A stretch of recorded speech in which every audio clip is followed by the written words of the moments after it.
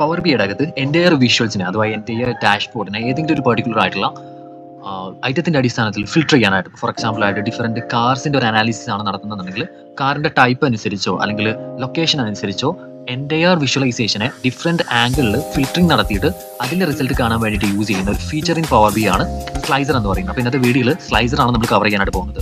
Slicer use ചെയ്തിട്ട് ഏത് ആംഗിളിലും, for example ആയിട്ട് കാറ്റഗറി, സബ് കാറ്റഗറി എന്നുള്ള ഡിഫറെൻറ്റ് അല്ലെങ്കിൽ ലൊക്കേഷൻ, സൗത്ത്, വെസ്റ്റ് അല്ലെങ്കിൽ ഡിഫറെൻറ്റ് കൺട്രി എന്നുള്ള രീതിയിലൊക്കെ നമുക്ക് എന്ത് ചെയ്യാൻ പറ്റും, ഫിൽറ്റർ ചെയ്തിട്ട് ഡാറ്റാസിനെ ഡിഫറെൻറ്റ് ആംഗിളിൽ വിഷ്വലൈസ് ചെയ്തിട്ട് എക്സ്പ്ലെയിൻ ചെയ്യാനായിട്ട് ഡാഷ്ബോർഡിൻ്റെ കേസിൽ നമുക്ക് സ്ലൈസർ യൂസ് ചെയ്യാവുന്നതാണ്. അപ്പോൾ എങ്ങനെയാണ് സ്ലൈസർ ക്രിയേറ്റ് ചെയ്യേണ്ടതെന്ന് വെച്ച് കഴിഞ്ഞാൽ,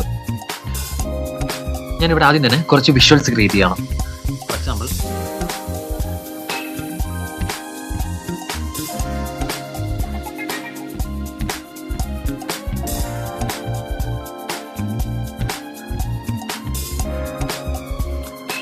ഇത് ഓൾറെഡി ക്രിയേറ്റ് ചെയ്തിട്ടുള്ളൊരു ഡാഷ്ബോർഡാണ്.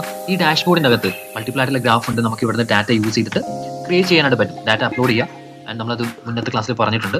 ആൻഡ് ഓരോ ഗ്രാഫും യൂസ് ചെയ്ത് നമുക്ക് ഡിഫറെൻറ്റ് വിഷ്വൽസ് ഇവിടെ ക്രിയേറ്റ് ചെയ്യാൻ പറ്റും.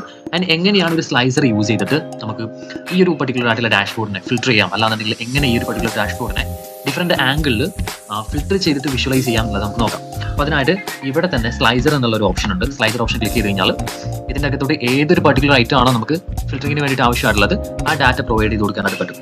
എക്സാമ്പിളായിട്ട് ഞാൻ ഇവിടുന്ന് സ്റ്റേറ്റ് എന്നുള്ള പർട്ടിക്കുലർ ഓപ്ഷൻ ചൂസ് ചെയ്യുകയാണെങ്കിൽ സ്റ്റേറ്റ് എന്നുള്ള ഡാറ്റ, സ്റ്റേറ്റ് എന്നുള്ള കോളത്തിൻ്റെ അകത്തുള്ള യുണീക്ക് ആയിട്ടുള്ള വാല്യൂസ് എല്ലാം ഇവിടെ കാണിക്കുന്നതാണ്. അപ്പം ഞാനിപ്പോൾ ഫോർ എക്സാമ്പിൾ അൽബാമ എന്ന് ക്ലിക്ക് ചെയ്യുകയാണെന്നുണ്ടെങ്കിൽ അൽബാമ എന്നുള്ള ലൊക്കേഷൻ്റെ അടിസ്ഥാനത്തിൽ എൻ്റെ ഡാഷ്ബോർഡ് ഫിൽറ്റർ ആവും. അതേപോലെ കൺട്രോൾ ഹോൾഡ് ചെയ്തിട്ട് എനിക്ക് മൾട്ടിപ്പിൾ ലൊക്കേഷൻ സെലക്ട് ചെയ്യാം.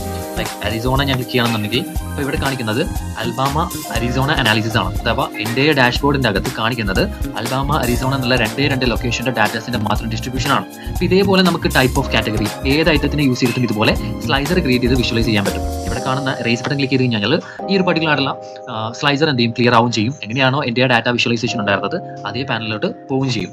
ഇനി ഈ ഒരു സ്ലൈസറിനെ ഫോർമാറ്റ് ചെയ്ത് സ്റ്റൈലിഷ് ചെയ്യണമെന്നുണ്ടെങ്കിൽ നമുക്ക് എന്ത് ചെയ്യാം, ഈ കാണുന്ന ഫോർമാറ്റ് യുവർ വിഷ്വൽ പാനലിലോട്ട് വന്നു കഴിഞ്ഞാൽ ഇവിടെ സ്ലൈസർ സെറ്റിംഗ്സ് ഉണ്ട്. ആ സ്ലൈസർ സെറ്റിംഗ്സിൻ്റെ അകത്ത് വന്നു കഴിഞ്ഞാൽ വെർട്ടിക്കൽ ലിസ്റ്റ് നമുക്ക് ടൈലായിട്ടാണോ ഡ്രോപ്പ് ഡൗൺ ആയിട്ടാണോ എങ്ങനെയാണ് ഏത് സ്റ്റൈലാണ് സ്ലൈസർ ഡാഷ്ബോർഡിൻ്റെ അകത്ത് പ്ലേസ് ചെയ്യേണ്ടത് എന്നുള്ളത് ഇവിടുന്ന് ഡിറ്റർമൈൻ ചെയ്യാനായിട്ട് പറ്റും. ഞാനിപ്പോൾ ഇത് ഡ്രോപ്പ് ഡൗൺ ആക്കി വെക്കുകയാണ്. ഡ്രോപ്പ് ഡൗൺ ആക്കി വെക്കാൻ കാരണം എന്ന് പറഞ്ഞാൽ നമുക്ക് ഒരുപാട് സ്പേസ് കിട്ടും. ചെറിയ സ്പേസിൽ തന്നെ ഇതിനെ അറേഞ്ച് ചെയ്തിട്ട് സെറ്റ് ആക്കി വെക്കാൻ പറ്റും എന്നുള്ളതാണ് ഏറ്റവും വലിയൊരു അഡ്വാൻറ്റേജ് എന്ന് പറയുന്നത്. ഇനി താഴോട്ട് വന്നു കഴിഞ്ഞാൽ സ്ലൈസർ ഹെഡർ ഉണ്ട്. അതായത് ഈ കാണുന്ന സ്റ്റേറ്റ് എന്നുള്ള ഹെഡർ അതിൻ്റെ നെയിം വേണമെങ്കിൽ ഇവിടുന്ന് ചേഞ്ച് ചെയ്യാം. അതിൻ്റെ അത് ബോൾഡ് ആക്കാം, ഇറ്റാലിക് ആക്കാം, വാട്ടർ നമുക്ക് എന്ത് രീതിയിലുള്ള ചേഞ്ച് ആണ് വേണ്ടത് അതിൻ്റെ സൈസ് കാര്യങ്ങളൊക്കെ ഇവിടെ അഡ്ജസ്റ്റ് ചെയ്യാം. അതിൻ്റെ കളർ, ആ ടെസ്റ്റിൻ്റെ കളർ നമുക്ക് വേണ്ട രീതിയിൽ അഡ്ജസ്റ്റ് ചെയ്യാം. ഞാനിവിടെ മോർ കളേഴ്സിൽ വന്നിട്ട് ജസ്റ്റ് അത് റെഡിഷ് ആയിട്ട് കൊടുക്കുകയാണ്. Okay fine. ഇനി ബോർഡേഴ്സ് കാര്യങ്ങൾ നമുക്ക് വേണമെങ്കിൽ ആഡ് ചെയ്യാം. ആൻഡ് ബാക്ക്ഗ്രൗണ്ട് സെറ്റ് ചെയ്യാം. വാല്യൂസിൽ വന്നിട്ട് ഈ കാണുന്ന വാല്യൂസിന് ഏതെങ്കിലും സ്റ്റൈൽ കൊടുക്കണമെങ്കിൽ അതിവിടെ കൊടുക്കാം. വാല്യൂസിൻ്റെ കളർ ഞാൻ ജസ്റ്റ് റെഡിഷ് ആക്കി കൊടുക്കുകയാണ്. ആൻഡ് വാല്യൂസ് ഫോണ്ട് നമുക്ക് വേണമെങ്കിൽ കാലിബ്രി, ഞാനിവിടെ കാലിബ്രി എന്നുള്ളൊരു കാലിബ്രി ഫോണ്ട് ചൂസ് ചെയ്തിട്ടുണ്ട്. ആൻഡ് അതും നമുക്ക് ബോൾഡ് ആക്കണമെങ്കിൽ ബോൾഡ് ആക്കാം, വേണ്ട രീതിയിലോട്ട് കൺവേർട്ട് ചെയ്യാം. ഇനി ഇവിടെ ജനറൽ സെക്ഷനിൽ വന്നു കഴിഞ്ഞാൽ എഫക്ട്സ് എന്നൊരു ഏരിയ ഉണ്ട്. എഫക്ട്സ് ഏരിയയിൽ കളർ എനിക്ക് വേണ്ട കളർ ഞാൻ ചൂസ് ചെയ്തിട്ട് എനിക്ക് ഇതിൻ്റെ ബാക്ക്ഗ്രൗണ്ട് സെറ്റ് ചെയ്യാൻ പറ്റും. ആൻഡ് ആൾസോ വിഷ്വൽ ബോർഡർ ഇവിടെ ഉണ്ട്. വിഷ്വൽ ബോർഡർ എനേബിൾ ചെയ്തിട്ട് ഈ കാണുന്ന എൻ്റെ സ്ലൈസറിന് എനിക്ക് വേണമെങ്കിൽ ബോർഡേഴ്സ് ആഡ് ചെയ്യാം. ബോർഡേഴ്സിൻ്റെ കളർ ഓൾറെഡി ഇവിടെ ബ്ലാക്ക് ആണ്, അത് വേണമെങ്കിൽ മാറ്റാം. അതിൻ്റെ വെടുത്ത് ഞാൻ ജസ്റ്റ് ഒന്ന് ഇൻക്രീസ് ചെയ്യണം. അപ്പോൾ നിങ്ങൾക്ക് കാണാൻ പറ്റും ചുറ്റും എന്ത് ചെയ്യുന്നുണ്ട്, ഒരു border line വരുന്നുണ്ടല്ലേ.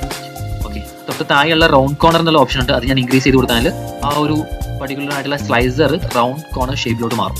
Okay, that's it. ഇത്രയാണ് മെയിനായിട്ട് നമുക്ക് ഇതിൻ്റെ ഫോർമാറ്റിംഗ് അഥവാ സ്റ്റൈലിംഗ് ചെയ്യാനായിട്ടുള്ളത്. അപ്പോൾ ഇത്രയും കഴിഞ്ഞ് കഴിഞ്ഞാൽ ജസ്റ്റ് നമുക്ക് എന്ത് ചെയ്യാം, ഏറ്റവും ടോപ്പിലോ അല്ലെങ്കിൽ നമ്മുടെ അനാലിസിസിൻ്റെ ഏറ്റവും മുകൾ ഭാഗത്തൊക്കെ കൊണ്ടുപോയിട്ട് എന്ത് ചെയ്യാൻ പറ്റും, അത് പ്ലേസ് ചെയ്യാനായിട്ട് പറ്റും. ദാറ്റ്സ് ഇറ്റ്, റെഡി ആയിട്ടുണ്ട്.